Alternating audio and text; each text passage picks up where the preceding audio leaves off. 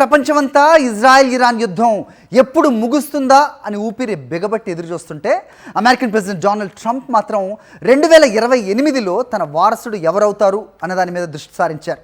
2024 గెలుపు తర్వాత Republican party పగ్గాలు ఎవరి చేతికి వెళ్తాయి?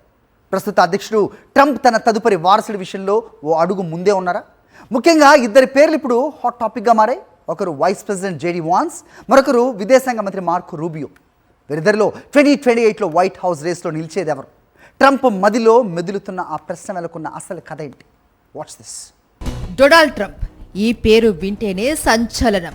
అయితే ఇప్పుడు ఆయన దృష్టి కేవలం ప్రస్తుత పాలనపైనే కాదు, తన రాజకీయ వారసత్వాన్ని కొనసాగించే వ్యక్తిపైన కూడా ఉంది.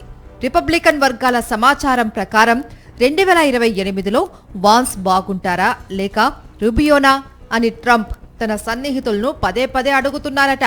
ముందుగా జేడీ వాన్స్ గురించి మాట్లాడుకుంటే Trump make America great again సిద్ధాంతాన్ని తూచా తప్పకుండా పాటించే వ్యక్తిగా ఆయనకు పేరుంది.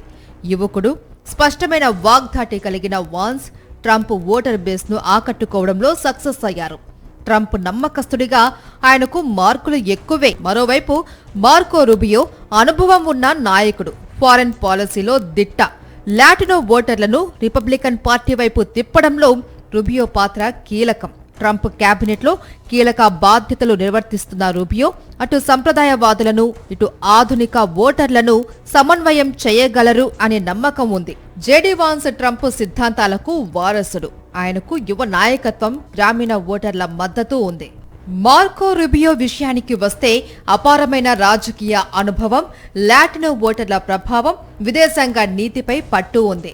నిజానికి 2028 ఎన్నికలకు ఇంకా సమయం ఉన్నప్పటికీ ట్రంప్ ఇప్పుడే ఈ కసరత్తు మొదలు పెట్టడం అమెరికా రాజకీయాలలో ప్రాధాన్యత సంతరించుకుంది. ఒకరు ట్రంప్ నీడలా ఉంటే మరొకరు అనుభవంతో దూసుకుపోతున్నారు. మరి ట్రంప్ ఆఖరి చాయిస్ ఎవరవుతారు? వాన్స్ యంగ్ ఎనర్జీ వైపు మొగ్గు చూపుతారా లేక రూబియో అనుభవం వైపు నిలుస్తారా అన్నది అమెరికా రాజకీయాలలో హాట్ టాపిక్ గా మారింది.